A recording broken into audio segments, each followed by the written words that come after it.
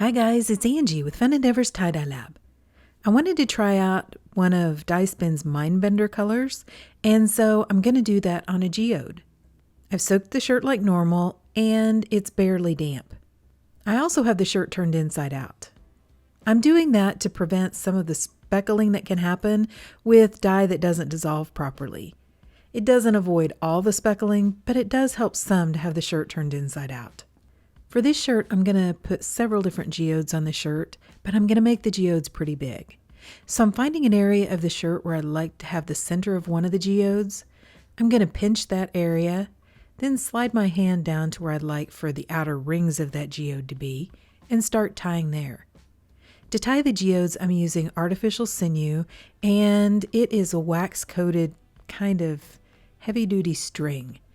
So whenever I wrap a line and I wrap it on top of itself a couple times and pull really tightly, it will form a waterproof barrier underneath that line that won't allow any of the dye to soak under that area. So I'm going to have a definition line there, which is going to look really cool on the geode. I also want the geodes to look pretty natural, so I'm going to kind of keep my shirt messy as I tie it. I'm going to vary the distance between the different geode lines, and I'm going to kind of fold my fabric, rough it up a little bit, really try to keep it messy. I mean, honestly, the more messy this part of the geode is when you tie it, the more natural it looks, because the more the fabric kind of folds in on itself, causes little pockets, like small areas that get tied weird. Just trust me, it looks cool the less perfect you try to have your shirt. As I'm tying out toward the center of the geode as well, I am going to keep messing with that very end fabric. I want to make sure it doesn't end up looking like a bullseye or a circle. So I'm going to kind of poke the fabric down inside of itself. And part of the geodes, when I tie them, I'm going to take my sinew down in between at the very end, forming basically 2 or 3 different centers to the geodes. Again, the more unique you want to make each geode, the better it looks. I just think it looks more natural and it makes it more interesting. The best thing to do when you're tying geodes is just really don't overthink it. Just have fun, be messy, and remember there is no wrong way to do tie-dye. Once I'm finished tying this geode, I'm going to go ahead and cut my sinew off, find another area on the shirt where I'd like to tie another geode, and repeat the process. I'm going to speed the video up a little bit at this point, but if you'd like to have it slowed down, up underneath the settings of the video, you can usually choose the playback speed and slow it down a little if you'd like to.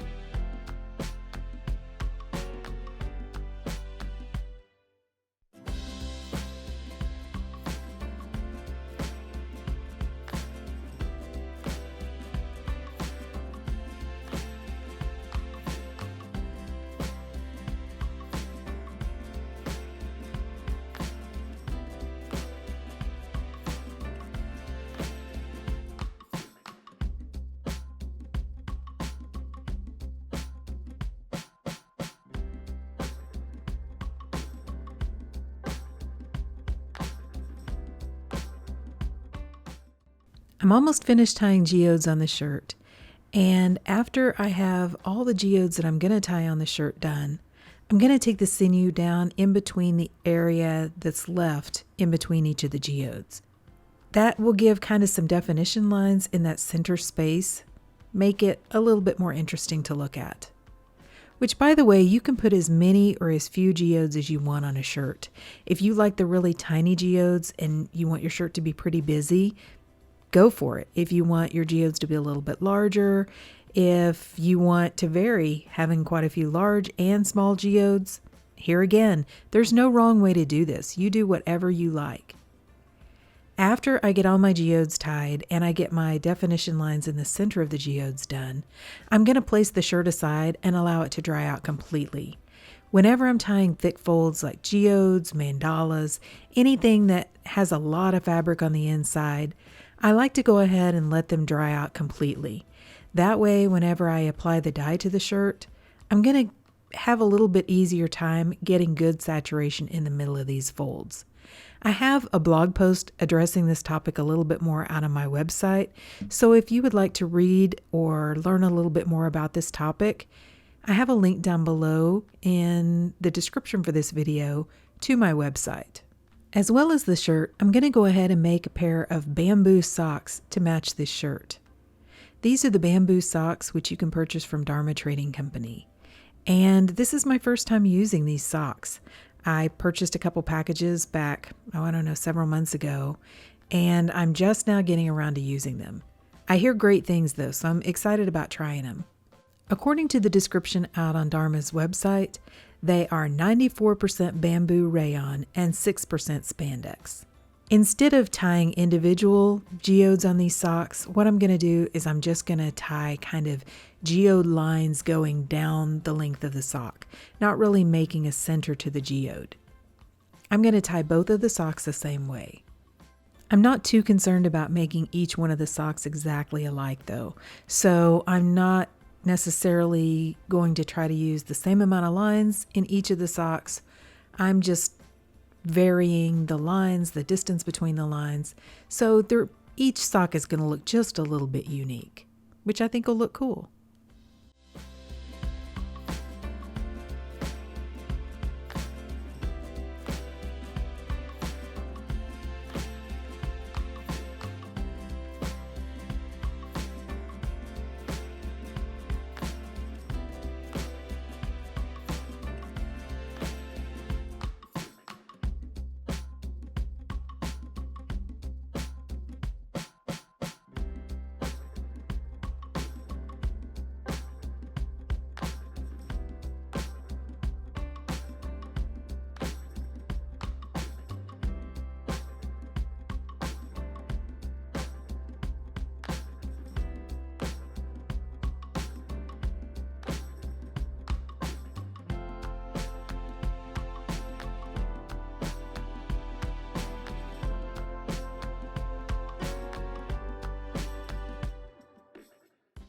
Just like the shirt, I'm going to place these socks aside and allow them to dry out before I apply the dye. I mentioned earlier that I was going to try some of Dyespin's Mindbender. That's one of the dark horse dyes that Dyespin has formulated. They made it especially for ice dyeing, and in the description on their website, they say that they gave it that name because every time they ice dyed with it, it came out differently. So I'm curious to try it. I'm going to use Mindbender B for this shirt. They have an A version and a B version, and they say that the only difference between the two versions is that Mindbender B has double the blue. So let's see how it looks. The rest of the colors I'm going to use on this shirt are also Dyespin colors. I'm going to muck dye this shirt and this pair of socks. So I'm going to place the shirt and the socks down inside of a plastic wash bin, which I purchased from the Dollar Tree dollar store. When I say that I'm going to dye the shirt down in the muck, what I mean is I'm going to allow the shirt to sit in the runoff from the melted ice that's mixed with the dye. That's the definition of muck. What that will do is that'll normally give a little bit darker look to the dye, and especially on one side, the side that is down toward the bottom of the container.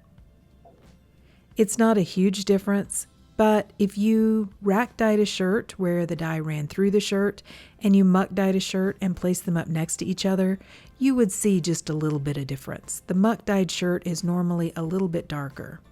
On my YouTube channel, I have a couple of experiments showing the difference between a rack dyed shirt and a muck dyed shirt, where I compare the two using the same technique. I'm also going to place the dye over the top of the ice for this shirt. You can apply the dye a couple of different ways. You can either apply the dye directly to the shirt and then add the ice over the top, and that's called dye under ice, or DUI. Or you can do like I'm going to do for this shirt, apply the ice to the top of the shirt, then add the dye over the top of the ice, which is dye over ice, or DOI. I also have a couple of experiments showing the difference between those two techniques as well out on my YouTube channel. So after I added the ice to the top of the shirt, I began applying the dye. And for this shirt, I'm going to just apply the dye randomly. I'm using all Dyespin colors for this shirt. I'm using Candy Pop, Moody Blue, Elysian, Purple Twilight, and Mindbender B, which are all Dark Horse dyes. And then I'm going to use Wild Cherry.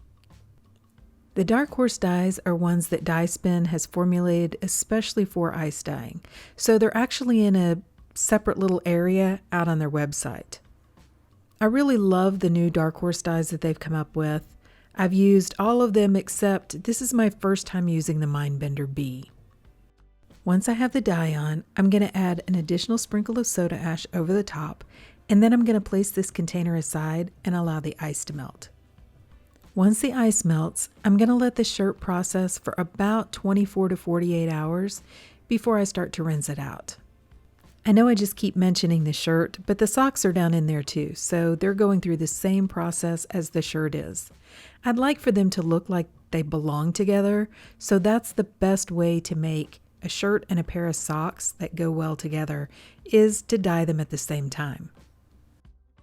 To rinse the shirt and the socks, I've taken them to my utility sink and I'm going to dump the muck out of this container. Then I'm going to start rinsing them in cold water to get out the soda ash. After rinsing in cold for a little while, I'm going to go ahead and untie both the shirt and the pair of socks, warm the water up to hot, and continue rinsing in hot water to get out the excess dye that didn't bond with the fabric. Instead of just continuing to rinse for a long time, I'm going to add some really hot water to my utility sink, along with a little bit of Blue Dawn dish detergent, and just allow the socks and the shirt to soak. I'll change out that water periodically when it cools off, and I'll continue that soaking process until my water is remaining almost clear.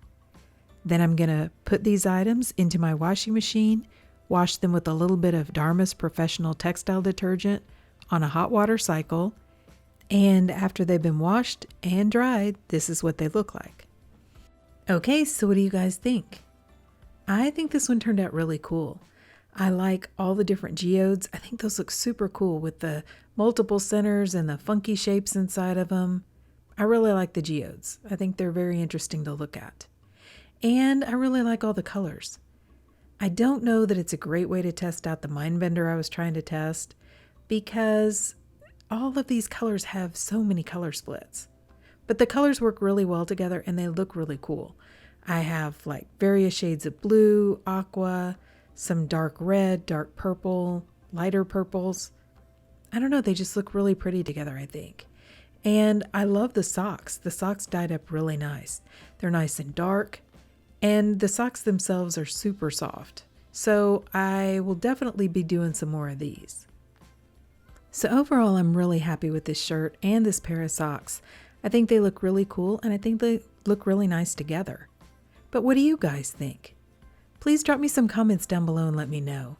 And if you've enjoyed watching the video, I sure would appreciate it if you would like it, and if you'd subscribe to my YouTube channel.